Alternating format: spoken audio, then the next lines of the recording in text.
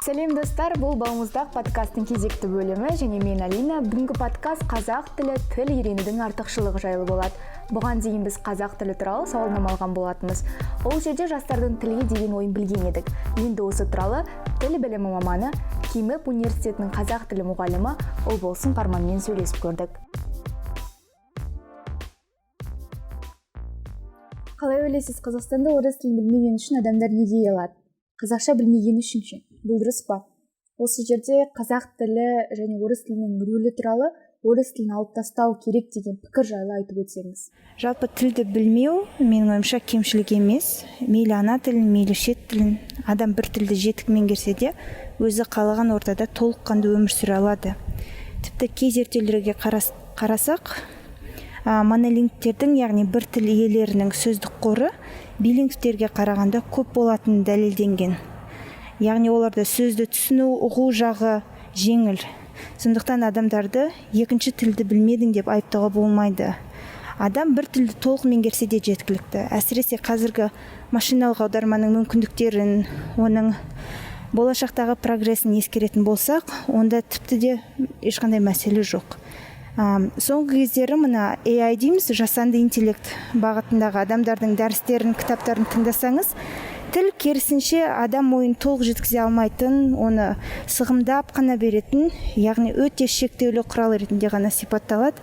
Қызықтырса, Лекс Фридманның подкастлерін тыңдауға кеңес берем. Сондықтан орыс тілін білмедім, немесе ана тілімді білмедім деп ұялудың қажеті жоқ. Қазақша неге білмейсің деп ұялтқанша екі сөз үйретіп жіберіңіздер. Сонда нәтиже болады, сонда достық нығаяды. Бұл аз десеңіз, Қазақстан Республикасында тұратын кез келген азаматтың құқығы заң бойынша қорғалған.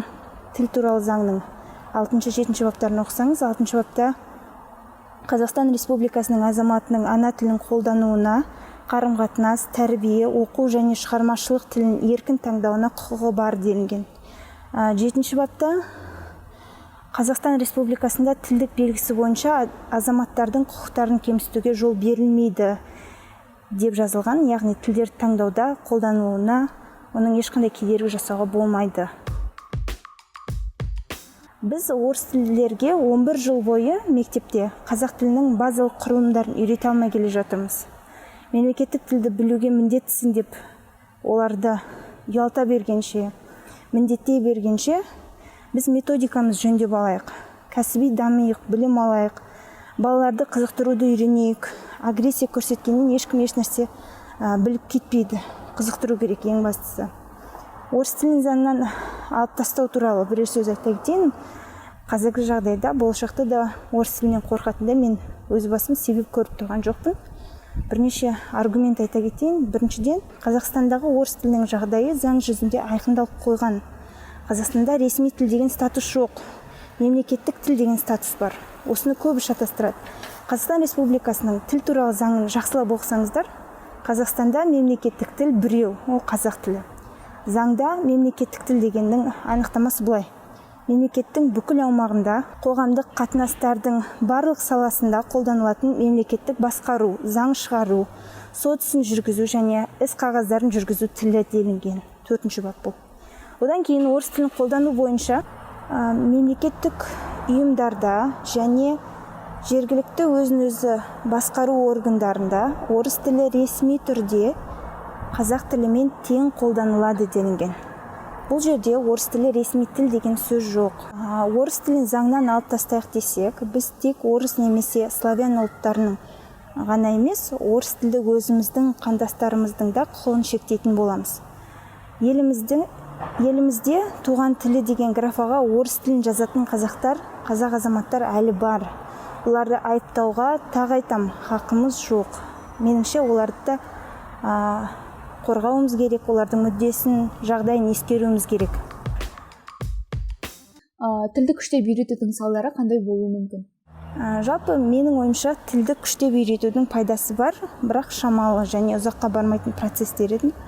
Алысқа бармайық, біздің 70 жыл кеңестік идеологияның көлеңкесінде өміріміздің өткені тарихтан белгілі.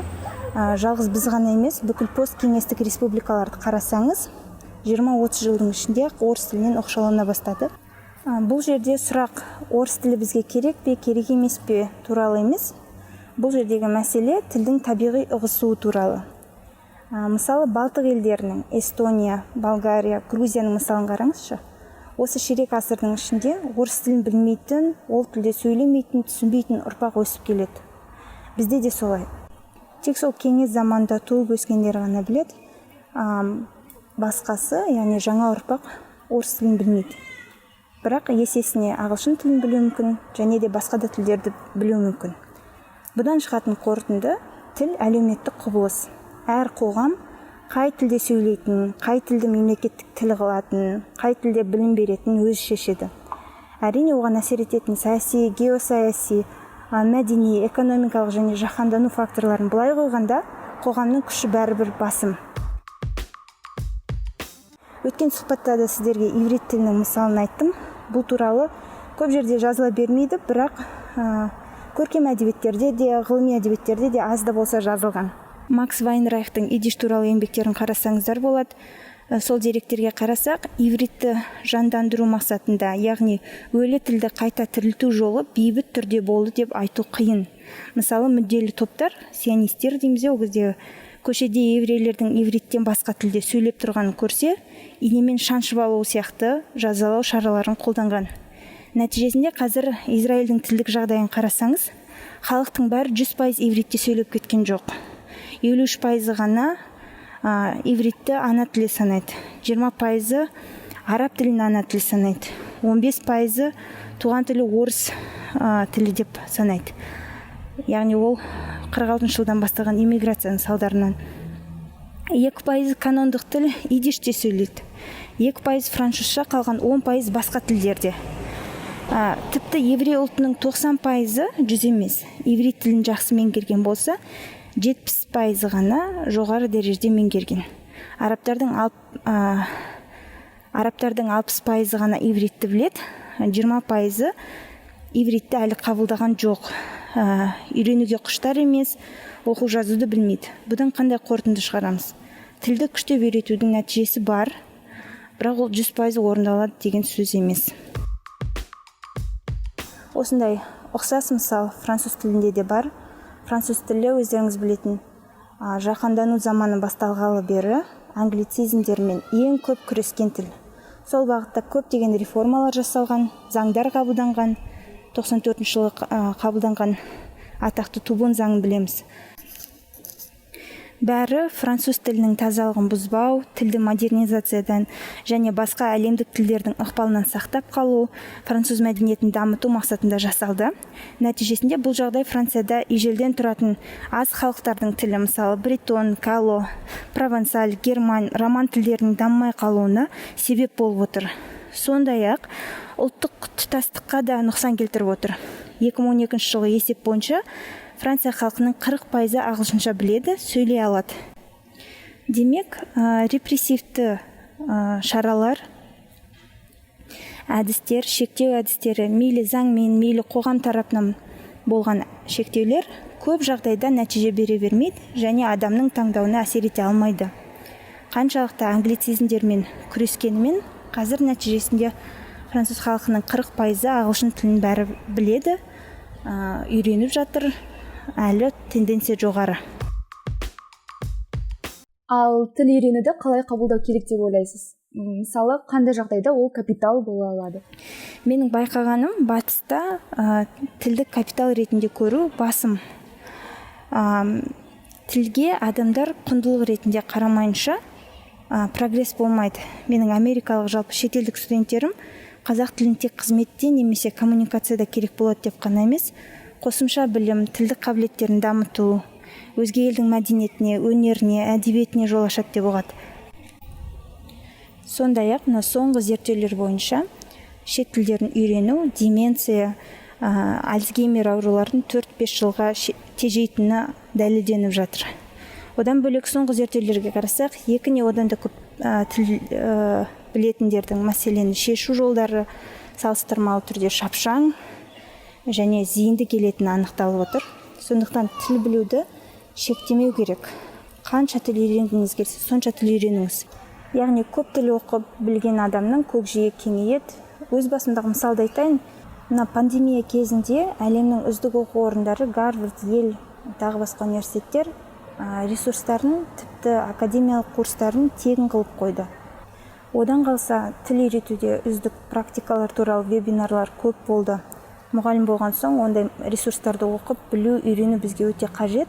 Айналдырған 2-3 айдың ішінде алдыңғы қатарлы практикалар талқыланатын семинарларға қатысуға, білім шыңдауға, ақш-тың жыл мұғалімі атанған 10-нан аса мұғалімінің онлайн семинарларына қатысуға керемет мүмкіндік алдық. Айтайын дегенім, егер мен ағылшынша білмесем, онда сондай алтын қордан, керемет кеңестерден, жалпы алғанда толығай білімнен құр қалатын едім.